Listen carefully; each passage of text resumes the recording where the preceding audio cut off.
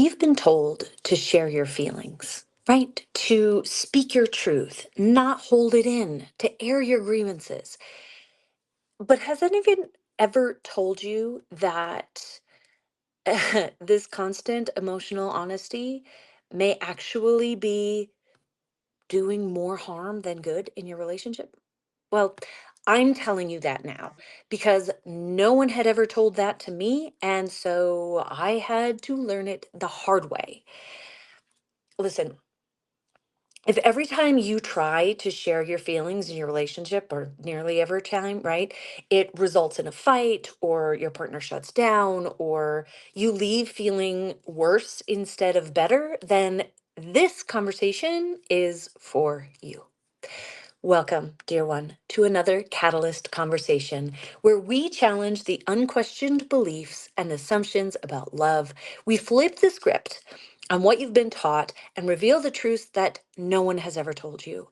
Here, we unlock a whole new paradigm of partnership, one that anchors in consciousness and empowered leadership, and results in the kind of relationship that most people only dream of. Now, today we are exposing the hidden dangers of a really common communication habit, sharing your feelings, but doing so quite ineffectively. Too much, at the wrong time, and in the wrong way. This episode isn't about stuffing your feelings down, don't worry. It's about stepping into greater levels of power and consciousness and effectiveness in sharing your feeling. It's about intention, and it's about learning how to express yourself in a way that actually gets you what you want in your relationship: deeper love, greater closeness, and a relationship that feels like a sanctuary, like home, one where you can feel safe in sharing anything that you need to share. Right? Sounds good? Yes. Before we get into all of that deliciousness, I want to take a moment to introduce myself for those who may be new to me and to these Catalyst conversations. My name is Dr. Jenny Wallach. I am an award winning relationship mentor, speaker, author, and educator, and I am a disruptor. I am determined to make this world a better place through more conscious and evolved relationships. Alongside my partner and soulmate, Calvin O'Seely, I am the CEO and co founder of Powerful Love Relationships and co creator of the three pillar Powerful Love Method, a proven path to saving, healing, and improving your relationship, even if your partner isn't doing the work with you. In these Catalyst conversations, as in everything we do at Powerful Love, our goal isn't just to teach you how to do your relationships better. It is to redefine with you how your relationship can work and to empower you, fellow visionary, to create the kind of relationship and life and love that fills your hearts and fuels your dreams. So let's get into this. I'm talking today about sharing our, not sharing our emotions, the dangers of sharing our emotions, because I, I, I really see that the way that many of us share our feelings, myself included, historically, anyways, creates a lot of problems in our relationships. And it can be so frustrating, right? Because when you try to share your feelings, when you have feelings that you want to share, the desire isn't for a fight or for things to feel worse, right? The desire is for things to feel better, for change to happen, for your partner to understand, for repair to occur. And when your attempt to share feelings results in greater disconnection or injury or unhappiness for both of you, it can really start to damage your relationship. And so most people have no idea how their communication strategy when it comes to sharing their feelings is actually keeping them stuck. And the advice that we've gotten around being open and honest and sharing everything and not holding back, and you got to talk about your feelings, you got to talk about things, like, sounds like good advice, but it is so nuanced, y'all.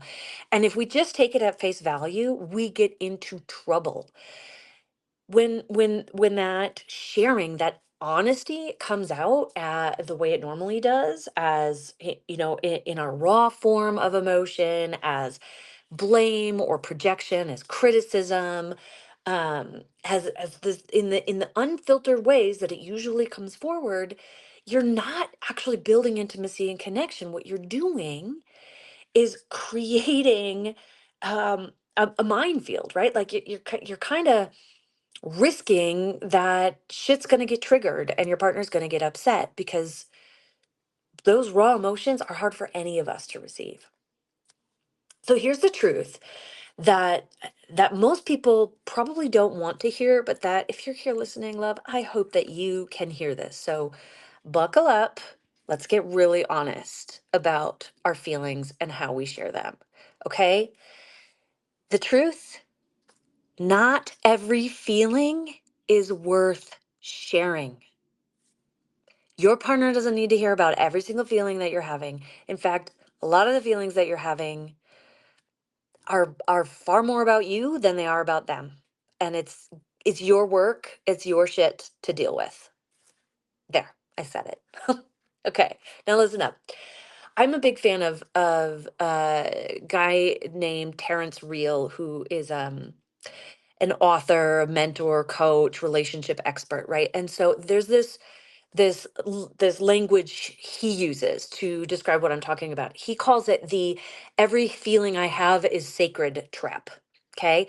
This is the belief that just because you feel something, you have a right or even a responsibility to say it, to share it. Raw, unfiltered, in the moment, right now, immediately, right? Like, we need to share our feelings. It's our right. I have these feelings. My feelings are valid. I should be able to share them with you.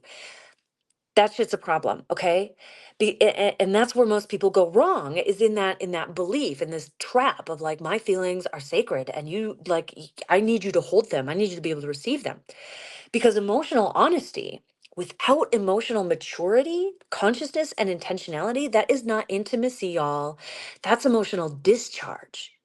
It confuses trying to be authentic with like being reckless. Really, people mistake vulnerability for or they mistake venting for vulnerability, and they think that they're just that just releasing these emotions is intimacy, can create connection. I mean, that's what we want, but it doesn't. It just dumps on our partner, and then we wonder why our partner withdraws or gets defensive or shuts down. Terry Real said it really bluntly, and I want you to hear this because this is real. Maybe hard to hear, but it's real. He says, I'm looking at my notes. Dumping your unhappiness on your partner in the name of truth is not intimacy, it's abuse. I'll let that sit for a minute. Okay? This is not about suppressing your feelings. It's about leading them consciously, intentionally, and with love. And here's what you need to understand to get this, guys. Your partner doesn't cause your feelings. They might trigger something, they might spark something, they might activate something within you, but the feeling itself, that comes from you, love. Your feelings are valid. Absolutely. They are understandable and they make complete sense given who you are, how you see the world, your background, your triggers, your stories, your biology, but they are not evidence necessarily that your partner did something wrong. They say a lot more about you than they say about your partner. So what we got to do is like pay attention to what we're learning about ourselves when our feelings come up. There's information there, yes, and it's important information, important for you to pay attention to so you can make an informed choice about what to do with those feelings. I tell my kids all the time, like, you can have your feelings. All feelings are okay. But it's what we do with those feelings, how we respond to those feelings, that really matters. Because listen, I am a big proponent of having your feelings, feeling your feelings, and even sharing your feelings, but we got to do it in a more responsible and conscious way. Our feelings are simply evidence of how we interpreted the moment, how our body has made sense of what happened, how our nervous system is remembering something from our past, how the stories and beliefs that are going on in our mind. This is something we teach our clients called the 90-10 rule. What the 90-10 rule means is that 90% of anyone's emotional reaction, including yours, my friend, is about you, is about them, right? A person's emotional reaction, behaviors, etc. A person's shit is 90% about them and 10% about the thing that actually happened, the thing that was said, the thing that they experienced. 90% is about you. 10% is about what your partner did or didn't do. 90% of your partner's reaction is about their shit. 10% is about what you actually did or didn't do. This is a very liberating truth, and I'm not going to go very deep into it right now, but I want you to have this tool, this paradigm, this framework to better understand what this is about, because if you understand that 90% of your feelings is about you, then you get to take accountability, you get to take responsibility for that 90% and becoming aware of it, right? This is about your wounds, your patterns, your expectations, your stories, your beliefs, what you think should or shouldn't happen, or how you should or shouldn't be treated, or what this reminds you of in your past. This is all your stuff, which is why when Cal and I started, like, the thing we did as we transformed our relationship from unbearable to unbelievable, we called owning our shit. And the question we asked ourselves is, what's my shit to own here? This is what we were tuning into. What is the stuff that's coming up for me in this moment that has led to me feeling this way? And then what do I want to do about it? That is like the key to the transformation that we support our clients getting all the time, that changes their relationships, that saves their relationships, that makes their marriages better than they've ever been after 20 years of being together. So so I'm going to circle back to this idea that it is your responsibility to lead your emotions, not throw them at your partner and hope that they can soothe you or do something with those emotions so that you can feel better. Right? You need to know why you're sharing them and what you need from your partner when you're sharing them. It's like, just like you wouldn't throw raw sewage on someone and call it just being honest, right? We don't get to just unload every passing thought, every frustration, every feeling, and expect it to bring us closer in our relationships. That just does damage, right? Sharing your feelings first without slowing down to process them is not communication, it's dumping. It's projecting your shit onto your partner. It's asking them to do the emotional labor of attending to what is 90% yours to own. So here's what I want for you, my loves.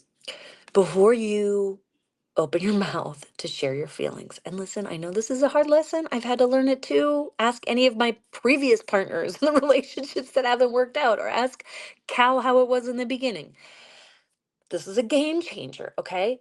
Before you before you say anything in the name of being honest and real, slow down, check in with yourself, and get clear about your intentions in sharing, okay? I have some questions that I want you to consider. So lean in and listen up. Maybe grab a pencil or pen, something to write on. Come back to this video and revisit these questions, because these are really important. Here's what I want you to ask yourself. Train yourself to consider when a feeling comes up before you share it, okay? First, where are these thoughts actually coming from? Have I owned my part in what I'm feeling, right? How much is this about my own shit, my expectations, my beliefs, my stories, my mood, my insecurities, my past? How much is yours to own here? And how much is really about what your partner did or didn't do, about what they said, about how they reacted? Right? What might have been going on for them? Is it okay that they're stressed? Are they not feeling well? Is it, like, understandable that they got defensive because of how you brought something up? Right? Like, take a scan of your part in this and your part in potentially influencing what just happened, because there's a part of that may be at play here too. Okay? Another important question. What do I truly want as a result of sharing my feelings? We got to be able to share that with our partner, right? We need to be able to know that in order to effectively ask for that. So, in sharing your feelings, what do you need from your partner? Validation, understanding?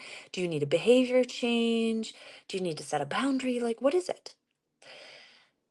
Consider, is this moment that I want to share like about trying to connect and grow our relationship? Are we trying to improve and expand our relationship? Or am I trying to control the situation? Am I trying to retaliate because they hurt me? Am I just projecting my own shit onto them? Right? We got to get really honest about this. Are you sharing to create real connection, or are you sharing just to discharge the discomfort that you're feeling in your own body? And I have a story I'm going to share after this, when I get done with kind of this teaching piece. Another really, really key question, guys. How can I share this in a way that is more likely to get me what I desire? Right? How can I share this in a way that invites closeness and care and not blame or shame? That's what we're really after. So sharing your feelings, yes, okay, if you get to a point where you realize you need and want to share them, that it's a good idea to do so. Now you got to think about how you want to bring it up. What kind of tone? Can you get consent? How do you want to introduce the idea? How can we anticipate how your partner might react? Like, that is a skill and an art in and of itself. And one, by the way, in which we support our clients with in the work that we do. And then finally, I want you to think about whether you are actually centered enough to be able to express and share your feelings with clarity, compassion, and personal empowerment. Because that's important too. If you're too dysregulated, too activated, too defensive, too hurt, now's probably not the time. You got to be anchored in your power to be the most effective in communicating. Otherwise, it can spiral out of control pretty easily.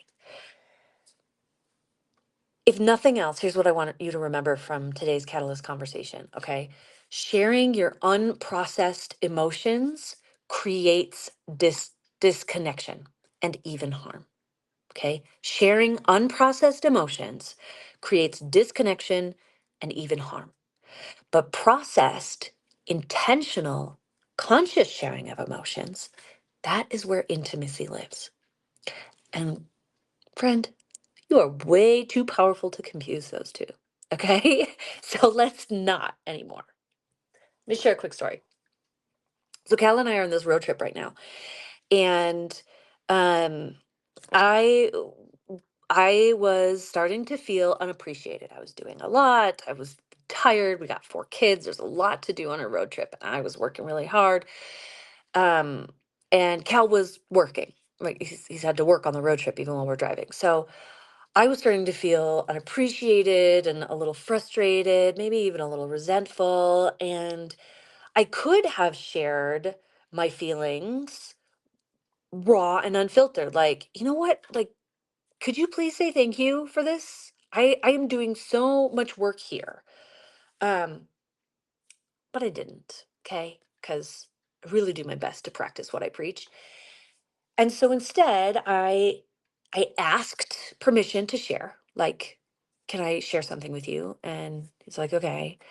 And then I shared, like, I owned, I have been feeling, or I'm starting to feel unappreciated, because my love language is words, and I haven't heard a lot of like gratitude or recognition or acknowledgement of everything that I'm doing.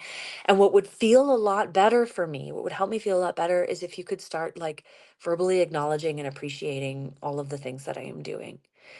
Um, and he said, he heard me. He said, okay. And then he went back to work. Wasn't much.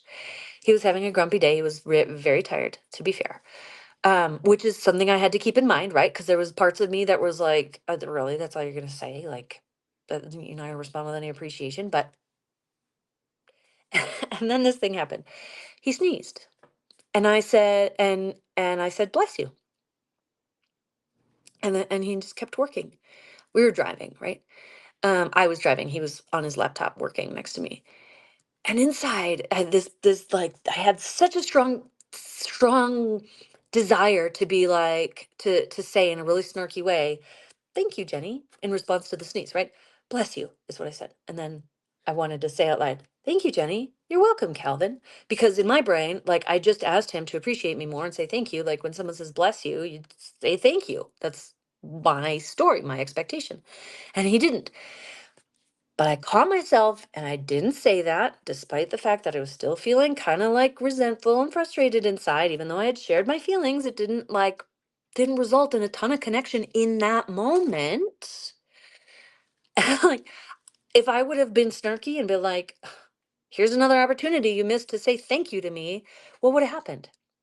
He would have felt crappy about himself, but also probably defensive. I would have felt worse because he was trying to work. He didn't really have the emotional energy and attention. We were in a car with our 4 kids. Like, it was not the time to go into it. And really, like, who fucking cares that he didn't say thank you after I said bless you? Maybe he didn't even hear me. But that's the slowing down, y'all. Like, that is the power of it. And so I let it go because I understood the context. I had shared my feelings in an effective way, and I trusted that he would start paying attention to them. And if he didn't, then I would bring it up again in another way, in another effective way, to let him know, like, hey, I haven't noticed a change in your behavior. Remember, I said this. Like, could you bring more attention to how you're appreciating me? And I know that I can do that. And not only can I do that, but I have the responsibility to do that. Um, if it's that important to me. And that's the key, right? Like, is getting slowing down enough to get really clear on what you need to share and why you need to share it and how you can share it in the most effective way, and like, then whether and how to follow up. So I'm hoping you're seeing already how revolutionary this idea is, to move away from, like, we need to just share all of our feelings. We need to air our grievances. We need to get it out of us. Like, we got to talk about our feelings, to like, yes and no, because a lot of our feelings are really about our stuff. And so if you think you want to share feelings, you need to slow down, take some time to ask the questions that I shared, and then get clear on what you want to share and why and how. Okay? Then you're going to have a much more effective outcome. Then sharing your feelings actually gets you closer, gets you understood, gets things to change, or is a lot more likely to in your relationship. If you have a partner who gives a shit about you, right? Like, it's a lot more likely that you're sharing your feelings is going to end up getting you what you desire. And that's what our communication is about, right? To connect us, to move things along, to get on the same page. We don't communicate to make things worse. So let's learn how to do this better. That's our conversation this month. All right. So, wrapping up, listen, if you are part of the relationship revolution, please remember that your activation is coming. This is where we are putting our learning, our ahas from this conversation into practice, because transformation doesn't come from just learning something new. It comes from being someone different. It comes from taking different steps in our dance, doing something different in the moments of our relationship. And we got to practice that shit, because as with all new skills, we're not going to be very good in the beginning. So TRR members, look out for that activation and make sure that you commit to the time and energy. It's like 15 minutes is all I'm asking. 15 minutes to put this into practice, and it's going to change the game. If you are not yet a member of the relationship revolution, I want you to be in it. I was almost like, why? Why aren't you yet? Because this is such a great space, y'all. And we are um we are creating amazing movement in this community. The relationship revolution is our monthly membership, where I support you in bringing learning into practice and embodiment, staying accountable, getting support and questions answered along the way, and truly, like, shifting your relationship into an upward spiral of ongoing growth and evolution. If you're tired of spiraling in the emotional chaos and communication breakdown when you try to share your feelings, and you're ready to start leading your relationship like the powerful badass that you are, this is the place to do it. This is the place to really start turning that around. This membership I have created for those of us who know that our relationship is essential to our well-being and are willing and ready to put in even just a little bit of energy. We're talking 30 minutes a week of intentional, like between this video and then the application of intentional conscious work into growing and evolving our relationship. Here in the Relationship Revolution, I'm all about like rewriting the script and creating something that most people don't know how to have, can't have, but dream of having. And I want it for you. And this is where we're going to create it. So you get the tools, you get the support, you get the structure, and it works even if your partner's not involved. And the founding membership rate is still available. That's only $97, and you get some bonuses. Um, jump in now because we are approaching that undisclosed point at which I'm like, "Nah, I'm bringing this up," and the standard membership price is going to be 147. So you get a 33% discount or something like that, $50 off a month, and you get locked into that rate forever. So if you're feeling it, jump in. You got nothing. You got nothing to lose, my loves. That's it for today. I know this went long, but this is a really big one, really important one. I will look forward to seeing you next time for another Catalyst conversation live every Friday at 12:30 p.m. 12:30 p.m. Pacific. Until then, keep leading with love, guys. Thanks for joining me. If you enjoyed this video, please hit that like button and subscribe for more transformational content. It really does make a difference. And don't forget to ring the bell so you never miss an update. Your support helps me continue creating content that can change lives. And if this resonated with you, share it with someone else who may need to hear it, because we are all in this together. Let's spread the love, my friends.